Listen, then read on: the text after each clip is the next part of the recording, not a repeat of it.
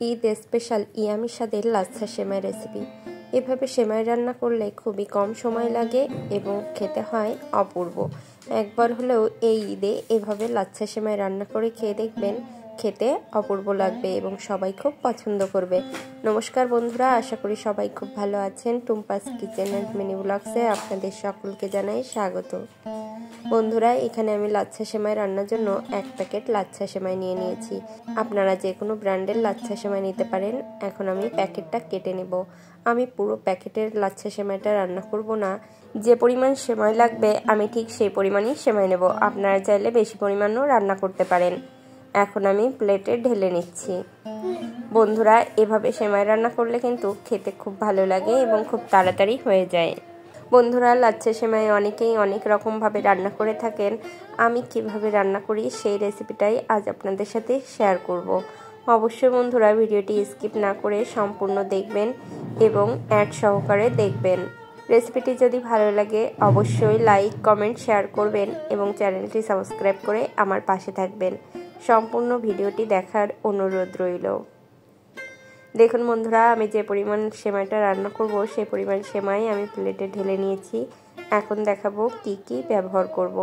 লাচ্ছা সেমাই রান্নার জন্য আপনারা অনেক রকম বাদাম নিতে পারেন। আমি এখানে শুধু কাঠবাদাম এবং কিশমিশ নিয়ে নিয়েছি। আপনারা চাইলে পেস্তা বাদাম, কাজু বাদাম নিতে পারেন।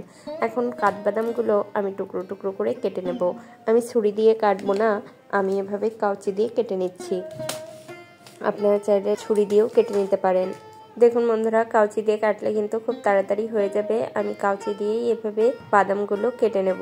একটু ছোট করে কেটে নিচ্ছি, তাহলে খুব ভালো লাগবে। কারণ লাচ্ছা সেমাইতে যদি আপনারা বাদামটা কুচি করে দেন তাহলে খুব তাড়াতাড়ি বাদামটা সেদ্ধ হয়ে যাবে এবং খেতেও খুব ভালো লাগবে। এজন্য চেষ্টা করবেন বাদামগুলো এভাবে টুকরো টুকরো করে দেওয়ার, কারণে এই সেমাইটা রান্না হতে খুব বেশি সময় লাগে না।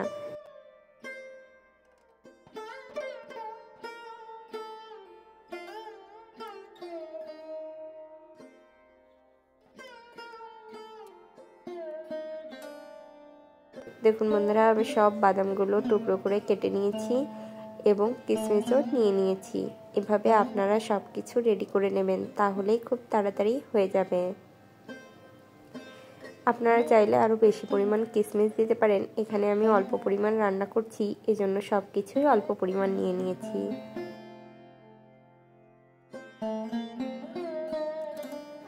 সেমাইটা রান্না করার জন্য আমি এখানে কড়াইতে 500 গ্রাম দুধ নিয়ে নিয়েছি এবং দুধটা এখন আমি জাল করে নেব।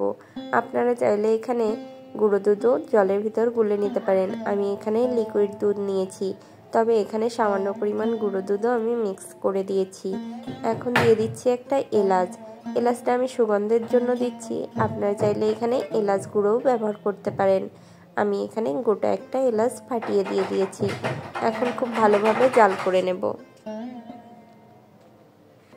বন্ধুরা, আমি খুব ভালোভাবে জাল করে নিচ্ছি, কিন্তু তার আগে আমি এখানে দিয়ে দেব পরিমাণ মতো চিনি। আমি এখানে চিনি দিয়েই তৈরি করছি। আপনারা চাইলে মিশ্রিও ব্যবহার করতে পারেন। আমি এখানে স্বাদ মতো চিনি দিয়ে দিচ্ছি।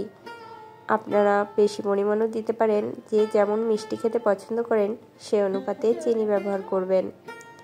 আমি এখানে অল্প পরিমাণ লবণও দিয়ে দিয়েছি স্বাদের ব্যালেন্সের জন্য। লবণ দেওয়াটা স্কিপ হয়ে গেছে।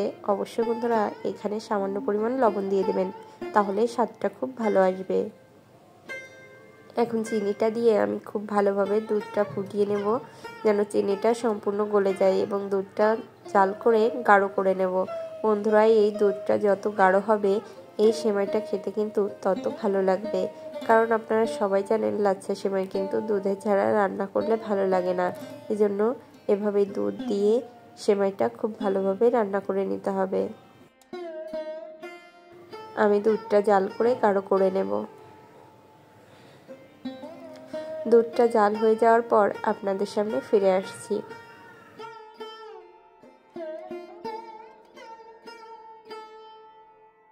বন্ধুরা, আমি এখানে দুধটা জাল করে অনেকটাই গাঢ় করে নিয়েছি। দেখুন, দেখে নিশ্চয়ই বুঝতে পারছেন দুধটা কিন্তু অনেকটাই কমে গেছে। এখন এই দুধটাকে আমি নামিয়ে নেব। নামিয়ে একটু ঠান্ডা করে নেব। অবশ্যই বন্ধুরা একটু ঠান্ডা করে নেবেন, তাহলে খুব ভালো হবে।